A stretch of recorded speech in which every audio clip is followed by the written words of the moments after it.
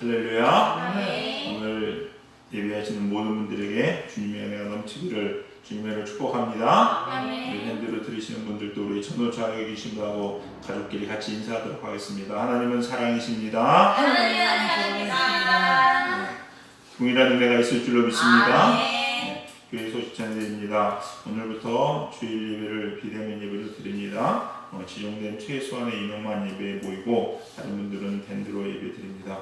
우리 같이 동일하게 예배하는 마음으로 예배하시는 여러분 되시길 바라겠습니다. 은혜 나눔과 우리 성가대 찬양은 당분간 비대면으로 진행될 때는 하지 않도록 쉬도록 하겠습니다. 4월 21일부터 22일까지 마사합성교회에서 1박 2일로 삼남연회가 열립니다. 제가 참석하게 됐는데 변수가 있긴 합니다. 왜냐면 요즘 코로나가 또 갑자기 심해져가지고 이게 어떻게 될지 변동이 있긴 하지만 일단은 교회에 이렇게 잡혀져 있으니까 또 위에서도 기도 부탁드리겠습니다. 어색하시죠? 네, 어색합니다. 제가 밴드에 비대면 예배 지침서를 올렸습니다. 네, 올렸으니까 확인해 보시기 바라겠고요. 어디서 드리냐가 중요한 것이 아니라 어떻게 드리냐가 중요합니다. 그래서 밴드로 참석하시더라도 동일하게 이 자리에 있는 것 같은 같이 그런 마음으로 하나님께 드릴 수 있는 여러분 되시기를 바라겠고요. 특별히 여러분 비대면 예배를 드릴 때는요, 예배를 가지는 형식과 틀을 무시하시면 안 됩니다. 왜냐하면은 대면 예배로 올 때는 내가 원하든 원하지 않든 이 자리에 우리가 있기 때문에 모든 것은 틀이 갖춰져 있습니다. 그러나 비대면 예배로 집에서 드리시면은요, 이 형식이 무너질 수가 있거든요. 근데 이 형식이 무너지면서 같이 또 예배가 무너질 수 있어요. 그래서 그런 부분들도 깊이 신경 쓰셔야만이 하나님께 예배를 드릴 수 있을 것이고, 처음에는 안 그러겠죠. 처음에는 그런 마음이 아닐지 모르지만 두 번, 세 번 반복하다 보면은 더 무너질 수가 있습니다. 그러니까 꼭 신경 쓰셔서 예배에 승리하신 여러분 되시기를 소망합니다. 오늘 주시는 하나님 말씀 봉독해 드립니다. 사도행전 2장 1절에서 14절입니다. 사도행전 2장 1절에서 14절 말씀입니다. 제가 봉독해 드리도록 하겠습니다. 오순절 날이 이미 이름에 그들이 다 같이 한 곳에 모였더니 호련히 하늘로부터 급하고 강한 바람 같은 소리가 있어 그들이 앉은 온 집에 가득하며 마치 불의 혀처럼 갈라지는 것들이 그들에게 보여 각 사람 위에 하나씩 임하여 있더니 그들이 다 성령의 충만함을 받고 성령이 말하게 하심을 따라 다른 언어들로 말하기를 시작하니라. 아멘. 오늘 하나님 말씀의 제목은요, 성령 충만을 받으려면이라는 제목으로 하나님 말씀을 증거하도록 하겠습니다. 예수님께서는요, 부활하신 이후에 40일 동안 제자들과 함께 다니시면서 많은 일들을 하셨습니다. 성경에 기록되어 있지는 않지만 3년 동안 하신 것보다 더 많이 하셨다, 이런 얘기가 있을 정도로 많이 하셨습니다, 여러분. 그리고 때가 되셔서 예수님께서 제자들이 보이는 그 모습 그대로 하늘로 올라가셨고 그 모습 그대로 또 내려오신다고 말씀하셨습니다. 그리고 제자들에게 부탁을 하셨어요. 하나 부탁하셨죠? 뭐 부탁한지 아십니까? 뭐냐? 너희는 다른 곳으로 흩어지지 말고 이곳에 모여서 성령을 기다려라 라고 부탁을 하셨어요. 그래서 사도행전 1장 8절에도 잘 아시는 대로 오직 성령이 너희에게 임하시면 너희가 권능을 받고 예루살렘과 온 유대와 사마리아와 땅끝까지 이르러 내 증인이 되리라 라고 말씀을 하셨어요. 이 전까지는요, 제자들은 이러한 삶을 살지 못했습니다. 땅끝은커녕 예수님이 있는 그 유대 땅, 자기들이 사는 그 예루살렘에서조차 복음을 전하기보다는 도망가는 삶을 살았던 것이 제자들입니다. 그런데 성령을 받으면 능히 할 수 있다고 이야기합니다. 그렇죠, 여러분. 내 힘으로는 안 되죠. 우리 힘으로는 안 됩니다. 저도 그렇고요. 다 마찬가지인 것 같아요. 얼마나 게으르고 얼마나 타협을 잘하는지 조금만 무슨 일 있으면은 이번 한 번만 자꾸 무너지고 좌절되고 했던 것 또 하고 또 한 게 우리들의 모습입니다. 그래서 성령을 받으셔야만이 능히 할 수 있다는 거예요. 인간의 능력은요, 대동소이합니다. 많이 배워서 학위가 많은 사람이나 아무것도 배우지 못한 사람이나 돈이 많은 사람이나 돈이 적은 사람이나 하나님 보시기 어떨까요? 도토리 키자리입니다. 도토리 키자리예요. 그것도 기적이에요. 별거 아닙니다. 제가 비행기를 타고 가면서 제일 처음 느꼈던 게 뭔지 아십니까? 하늘에서 보니까 다 똑같더라고요. 육상 빌딩을 구별할 수 있을까요? 못합니다. 그냥 하늘에서 보면 조그만 네모도 하나입니다. 여기서 보니까 되게 높이 보이는 거죠. 하나님 보시기도 그럴 것 같아요. 하나님 보시기에도요, 박사학위 있는 애나 없는 애나 하나님 보시기에 머리통 하나입니다. 머리통 하나예요. 더 이상 뭐 이거가 있겠습니까? 등장 커봤자 티도 안 날 것 같아요. 다 그런 것 같습니다. 그런데 이런 대동소이한 인간이 성령을 받으면은요, 완전히 달라진다는 거죠. 성령을 받으면은 이제는 그 능력이 내가 아니라 성령이에요. 그래서 성령의 능력만큼 하게 되어 있습니다. 그렇기 때문에 불가능한 것이 없는 거죠. 그래서 로마서의 말씀에 뭐라고 합니까? 하나님이 우리를 위하시면 누가 우리를 대적하리요? 하나님께서 우리와 함께 계시면요, 대적할 사람이 없어요. 요한복음 9장 23절에 할 수 있거든요. 무슨 말이냐면 믿는 자에게 능치 못할 일이 없다. 능히 하지 못할 일이 아무것도 없다는 겁니다.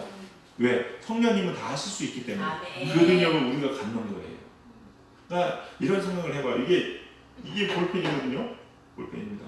이 볼펜은요, 아무것도 아닙니다. 이 볼펜이 싸구려거든요. 어떻게 하냐, 이거 프로젝트 할 때 사은품으로 준 겁니다. 이 볼펜이나 혹은 만년필 있죠. 만년필 비싼 거 많습니다. 싼 건 막 몇만 원씩 하고 비싼 거는 몇백만 원, 천만 원, 백만 원도 있어요. 이런 만년필이나 그냥 놓여있는 얘는 아무 일도 못합니다. 무슨 일 하겠습니까? 이 사은품이나 천만 원짜리 만년필이나 아무 일도 못해요. 말은 막대기 똑같습니다. 근데 이 만년필로 주인이, 어떤 사람이 이걸 잡고서 어떤 큰 계약서에, 부동산 100억짜리 계약서에 사인을 하면요, 이게 그 사인한 만년필이 되는 거예요. 그래서 여러분, 그 나라 원수들이 이렇게 협약을 하고 협정을 맺고 할 때 있잖아요. 그때 이렇게 조인식을 할 때 이렇게 앉아서 카메라 촬영 사인을 이렇게 교체하고 그러잖아요. 그때 쓰는 펜 있죠. 그 대통령이 그 사인하잖아요. 그 펜을 가장 자기가 신뢰하는 직원에게 선물로 준답니다. 그런 거가 있대요. 그래서 되게, 물론 저는 받아본 게 아닙니다. 네, 그렇게 얘기하더라고요. 그래서 그게 되게 의미가 있어요. 근데 그 만년필이 뭐라고? 이거 가지고 사인했으면 이게 진짜 가치 있는 게 될 거예요. 그거가 똑같습니다.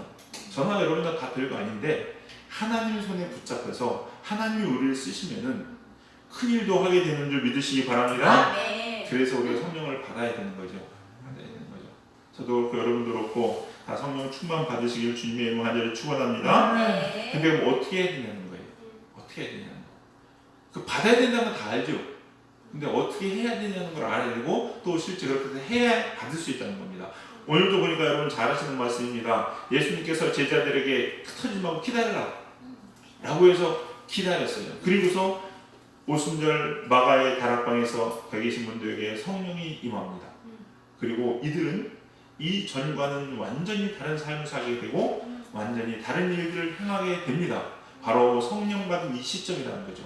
어떻게 이들이 성령을 받았는지, 또 우리는 여기 있는 120 문도와 같이 어떻게 성령을 받을 것인지 오늘 두 가지를 살펴보면서 은혜의 시간 되기를 간절히 소망합니다. 첫 번째는요, 때를 놓치지 말아야 됩니다. 때를 놓치지 말아야 돼요. 모든 것은 때가 있습니다.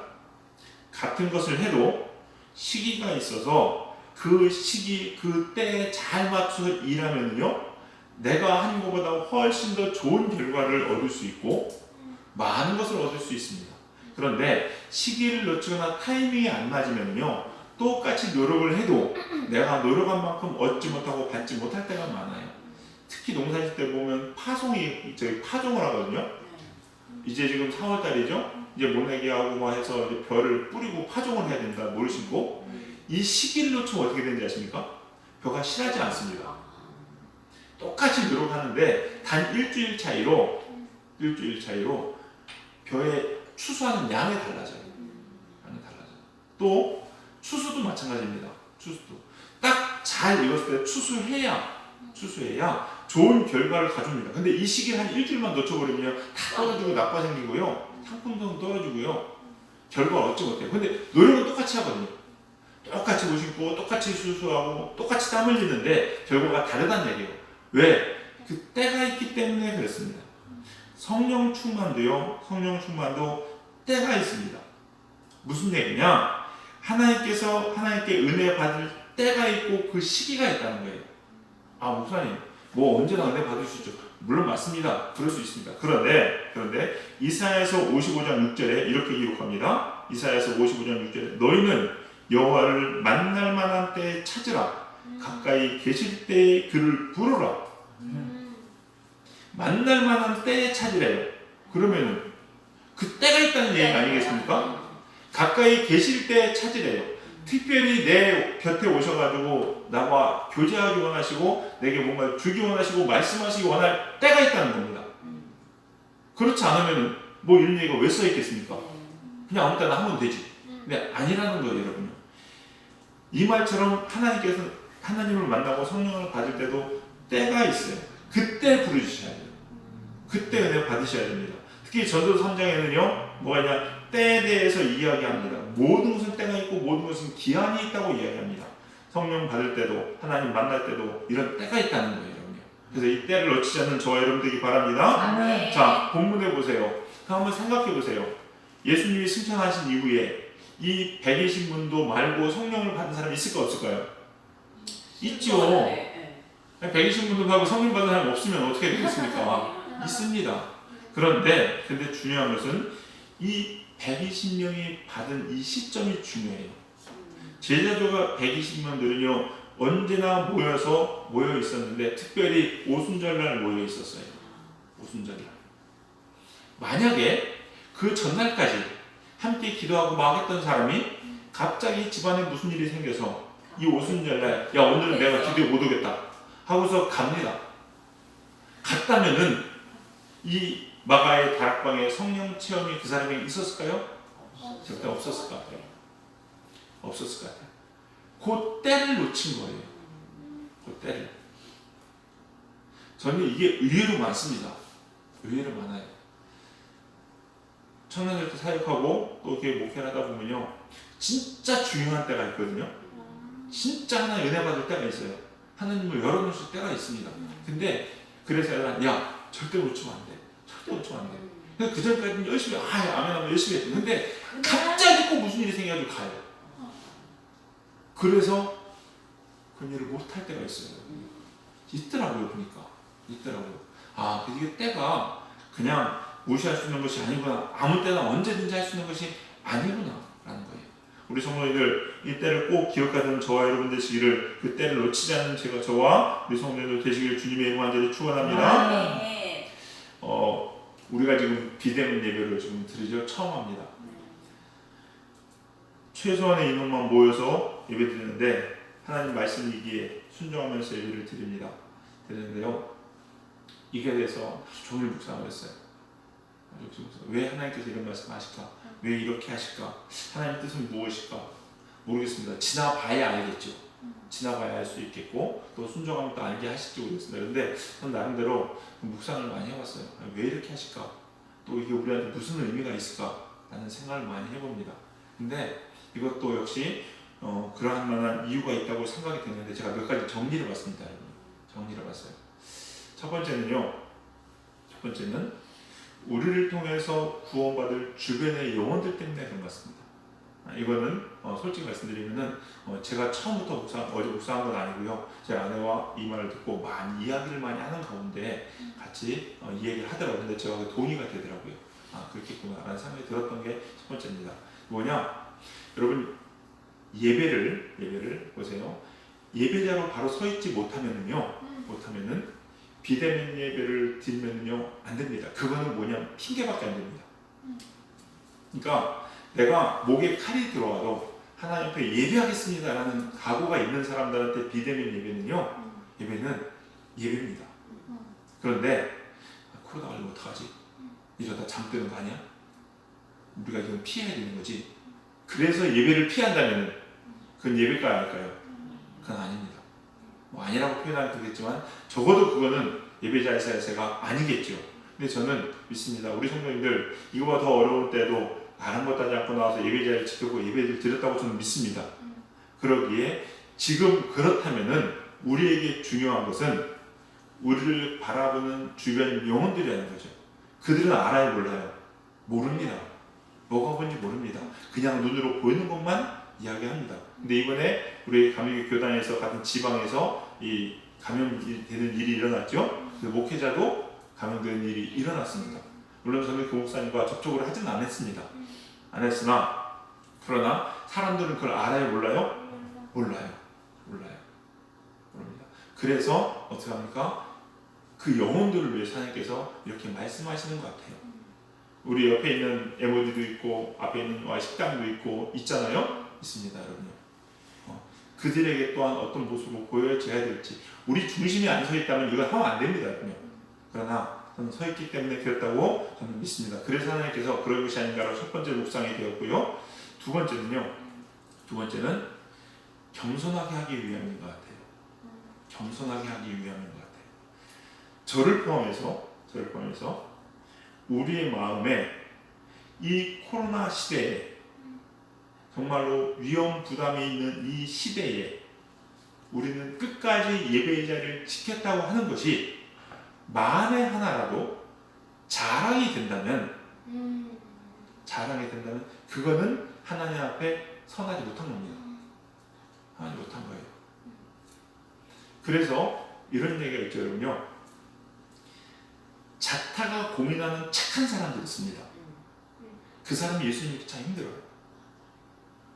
스스로 생각해도 나는 부끄러운 게 없고 사람들 다 칭찬합니다. 이러면은요, 내가 왜 죄인이야? 죄인이라고 인정하는 게 쉬워요, 어려워요? 어려워요. 이 코로나 시대에 우리가 예배를 지킨 것이 만약에 만에 하나 교만이 된다면요, 될까 안 될까요? 안 됩니다. 근데 우리는 이렇게 돼버렸어요. 이제 어디 가서 우리는 코로나 시대 때 절대 예배 먹고 대면 예배 끝까지 지켰어라고 얘기할 수 있어요, 없어요? 없어요. 저희 밴드에서 제가 이거 있으면서 밴드가 여러 곳이 있을 거 아니에요. 우리 교회 밴드도 있지만 남지방 목사님들 밴드도 있고 이 삼남연의 감친 동문 목사님의 밴드도 있어요. 근데 실은 처음에 코로나가 터졌을 때 작년 한 5월쯤이었던 것 같아요. 1년 정도 된 것 같아요. 5월, 6월 그때쯤에 대구에서 처음 터졌을 때가 4월인가요? 하여튼 그때쯤 된 것 같습니다. 1년 전쯤인 것 같은데 그러면서 이 비대면에 대한 목사님들이 설전이 막 벌어졌어요. 치열하게. 그러면서 막 비난하고 비판하는 목사님들. 죽더라도 들어야지. 목회자가. 이렇게 얘기합니다. 근데 다른 목사님들은 그 대구에 계신 목사님들은 당신 여기 와봤냐고. 여기 와서 이 사람들을 봤냐고. 이렇게 얘기하는 거예요. 그러세요. 누가 옳고 누가 틀리니까 여러분 이거 답이 날 것 같아요? 안 납니다. 안 나요. 생각해보세요. 죽더라도 목숨 걸고 예배 드려야지라고 하는 성경의 말씀을 가지고 대면하는 그 사람들에게, 그 목사님들에게 뭐라고 얘기하겠습니까? 자기는 죽겠다는데. 그죠? 그러나 또 비대면 예배를 드릴 수밖에 없는 목회자들, 연약한 성도들을 바라보면서 그 영혼들의 신음소리와 그분들의 걱정과 한숨을 바라보면서 자기 양떼를 바라보는 그 목사의 심정은 또 어떨까요? 이렇다 저렇다 말할 수가 없죠. 그래서 제가 그때 하나님께서 주신 감동이 적어도 3가지 주시더라고요. 뭐냐면 사랑입니다. 정말로 사랑하냐는 거예요. 그 영혼들을. 비대면 예배를 드릴 수밖에 없는 그 교회와 그 목회자와 그 성도들을 사랑하냐는 거예요. 대면 예배를 드리는 사람들은. 혹 또 다른 교회에 있는 다른 지방에 있는 사람들. 또 하나는 책임이죠. 뭐냐? 그렇게 비대면 예배를 드릴 수밖에 없는 그 사람들. 그 예배가 주는 거 아니에요, 어떻게 보면요. 그 사람들을 위해서 나머지 대면 예배를 드리는 사람들이 그 예배의 분량을 책임을 져야 되는 거죠. 기도의 분량을 책임을 져야 되는 거죠. 이게 같은 형제 아닌가요? 맞잖아요. 같은 집에서 어떤 사람이 약합니다. 그러면은 너네 그거밖에 못해가 아니라 내 형제가 약한 것까지 내가 들어야 되는 게 형제 아니겠습니까? 그거예요, 여러분. 책임이고 기도의 분량이라는 거죠. 그래서 우리는 교만하면 안 됩니다. 교만하면 안 돼요. 저도 혹시 나도 그럴 수 있겠다는 생각이 들어봅니다. 우리는 말이에요. 비대면 예배 절대 한 번 적 없어. 무슨 일이 있어도 벌금 냈다는 각오로 그렇게 했어. 라고 하는 것이 저의 자랑이 되고 여러분의 자랑이 되면 안 되겠다는 거죠, 여러분요. 그래서 우리는 늘 겸손할 수 있는, 겸손하라고 하는 하나님의 말씀인지 또한 저는 묵상하게 되었습니다. 또 하나는 세 번째 묵상하게 된 건 뭐냐면요, 진짜 예배자인지 스스로 돌아보는 거예요. 진짜 예배자인지. 비대면 예배로 지금도 온라인에서 들으시겠지만 저는 물론 안 보이니까 모릅니다. 그런데 어떤 모습으로 예배를 드리시고 어떤 자세로 예배를 드리시냐는 거죠. 하나님 앞에서 드리는 예배인지 아니면은 그냥 우리가 드려야 되는 거니까 드려야 했던 건지 이제 드러나지 않을까요? 드러나겠죠. 예배 지침서에 제가 이런 걸 썼습니다. 대면 예배가 동일하게 드려야 된다.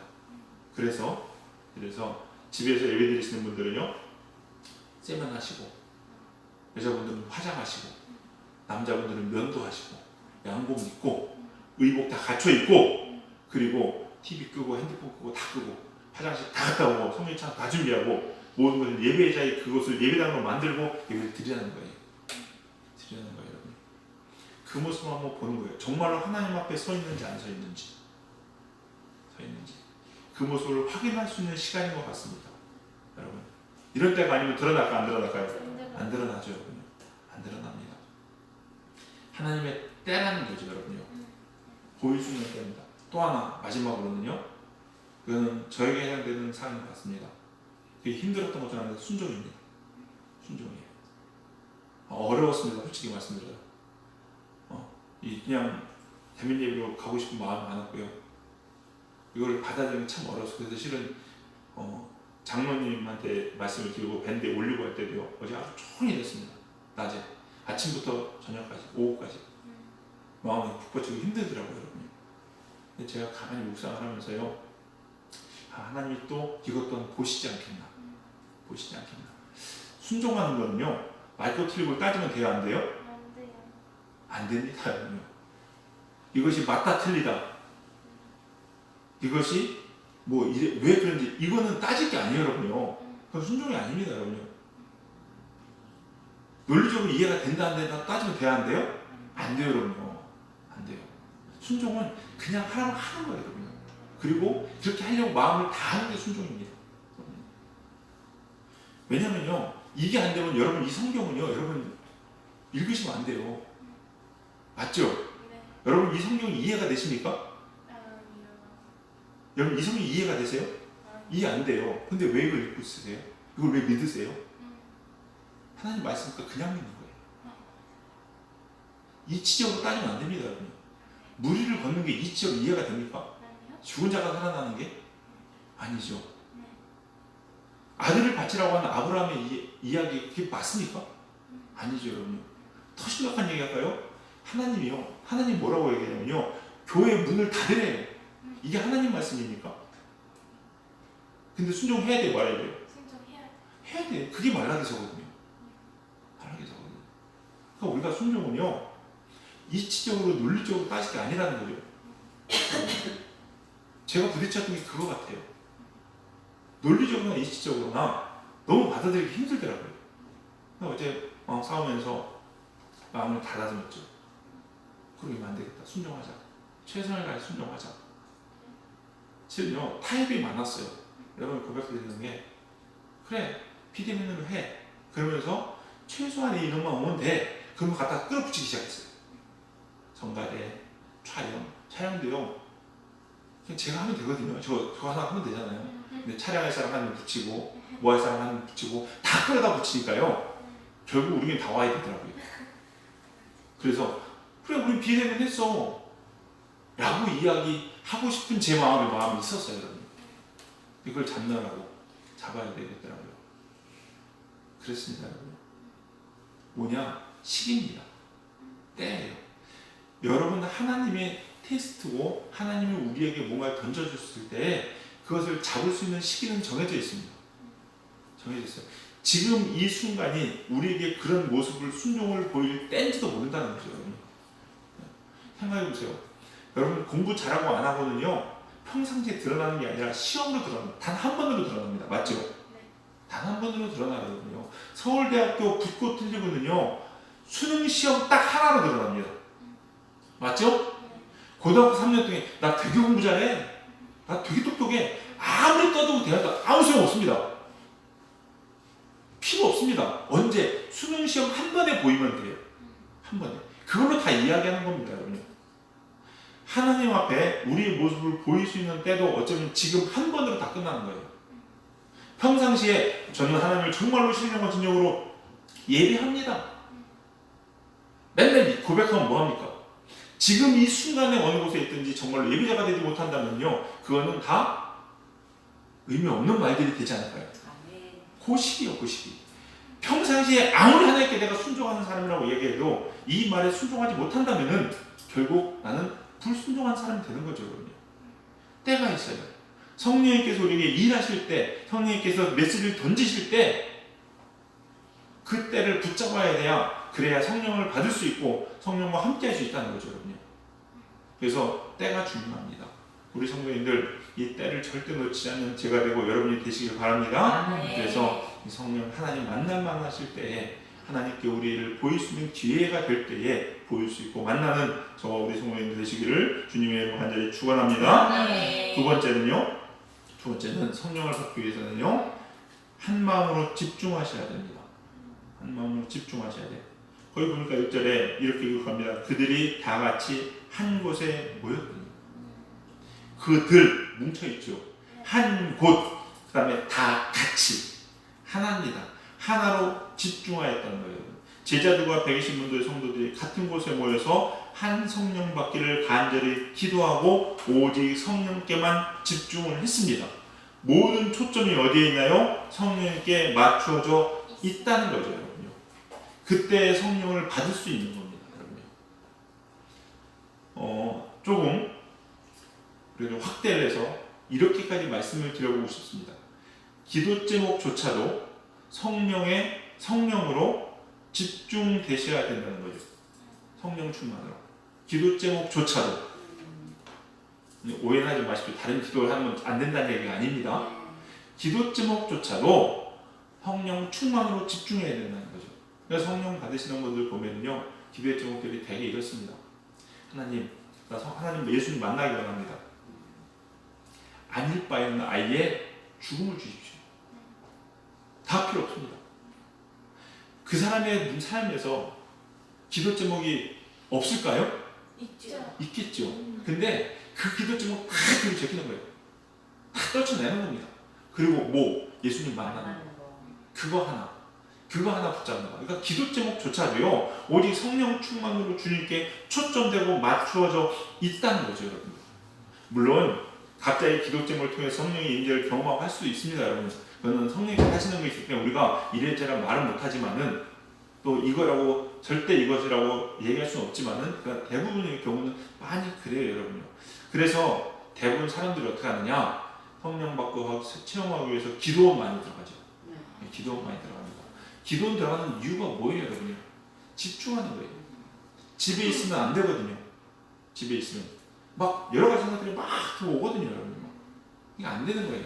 어떻게 합니까? 집중하는 겁니다. 집중하기 위해서. 왜? 예수님만 생각하기 위해서 기도원 들어가다가 다 내려놓고 다 벗어버리고. 집중하는 것이 중요하다는 거죠, 여러분. 그래서 사도 바울도 그런 얘기를 했는데, 개인적으로 보면은요, 여러분, 결혼하시기 전에 성령만 쓰는 게 제일 좋습니다.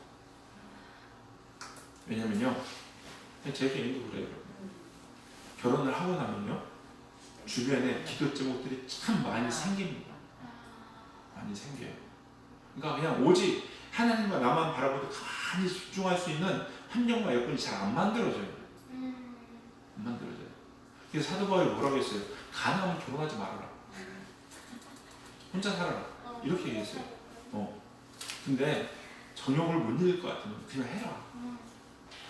왜 결혼해서 이런저런 일이 생기나, 혼자 있는다고 해서 이 정욕 때문에 정신이 팔려가지고 성령 못 만나나 차이가 없잖아요. 그럴 바엔 그냥 결혼하는 게 낫다는 거죠.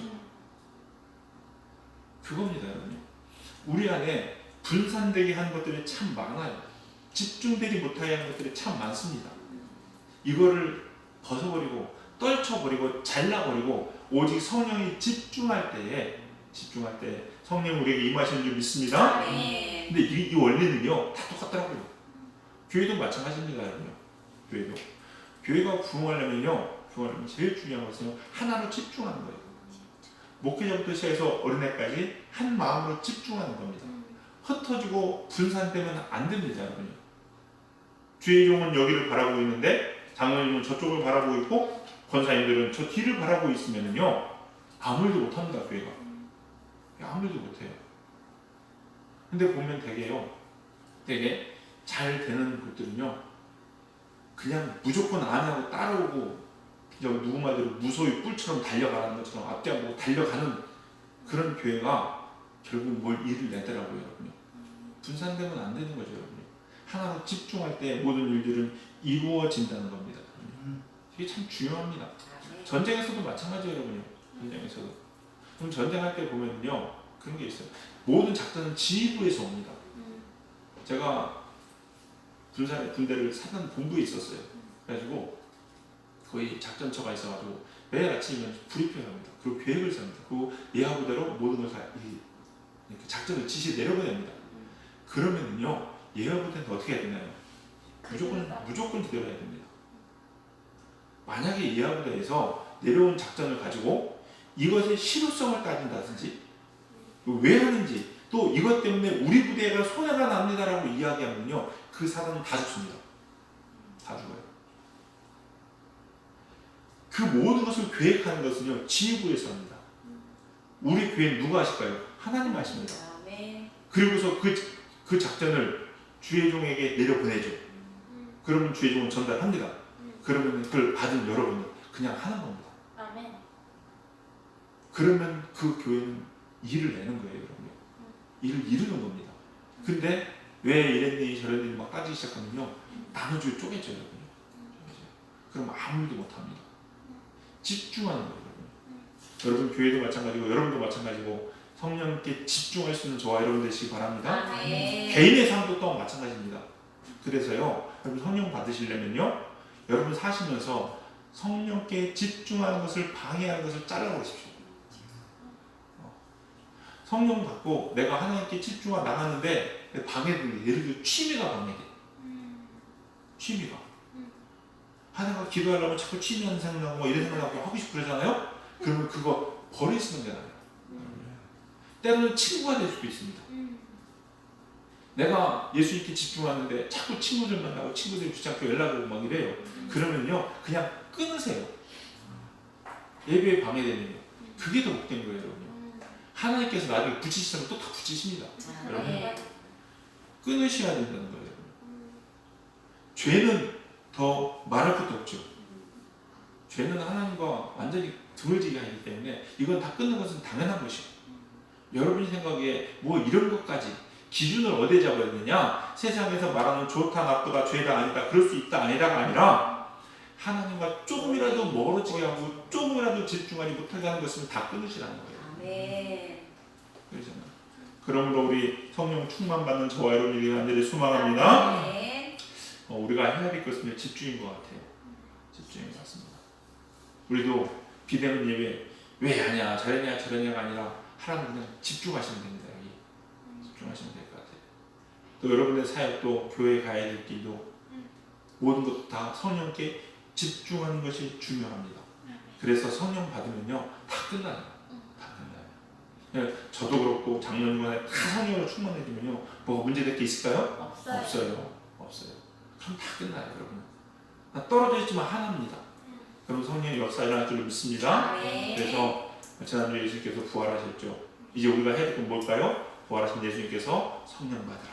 성령을 기다리라. 이렇게 말씀하셨을 때에 이 성령을 기다리기 위해서 그 때를 놓치지 마시고 그 때를 잡기 위해서 집중하셔가지고 다 성령 받는 저와 여러분 그래서 하나님의 일들을 능력 있게 행할 수 있는 저와 여러분 되시기를 주님의 이름으로 간절히 축원합니다.